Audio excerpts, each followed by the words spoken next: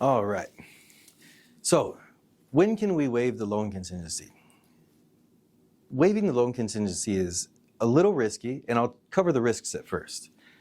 So the risk is that you get to the final hour and the last week of escrow and they re-pull your credit and they find, oh, he bought a car, his debt went up, his income went down, they did a verification of employment and the employer said, oh man, we had a really bad week last week and we did layoffs and there went the buyer's job, right? So first of all, that's a good thing that we've identified before you've spent $500,000 to $2 million on a house that you can't afford it. We caught it last week of escrow, right?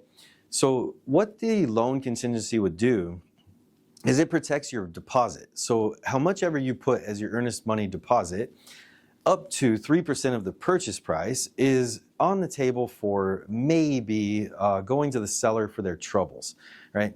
If you have a really legitimate reason why this happened, I'm not going to go over like legitimate reasons because maybe they are, maybe they aren't. It's really subjective to the seller being agreeable to giving you your deposit back. So you can still negotiate your deposit back and say, hey, here's the messed up thing is that my business had a really bad week and I understand you just wasted 3 or 4 weeks on the market with me and I apologize for that, but I can't move forward. Maybe they'll give your deposit back, right? Now, if you had a loan contingency in place, then you will get your deposit back because you failed to perform because of the loan and the contingency was protecting your deposit because of that loan contingency reason, right? Same thing with inspection contingency, insurance contingency, and appraisal contingency, right? So with the loan contingency, I like to remove the loan contingency when I'm competing against cash because the only thing that cash has over all of us that are borrowing to buy is that they can perform faster, which we can perform in 21 days. So some can perform in 10 days, right? It's a little more expensive for those loans in 10 days, but maybe paying a little extra for the loan to get the house without being the guy that has $2 million in cash might be the play, right? So we can talk about 10-day lenders, we can talk about 21-day lenders, and then you've got your normal 30 to 45-day lenders here in California that those guys, that's the reason cash says, hey, I'm fast and I'm quick, right?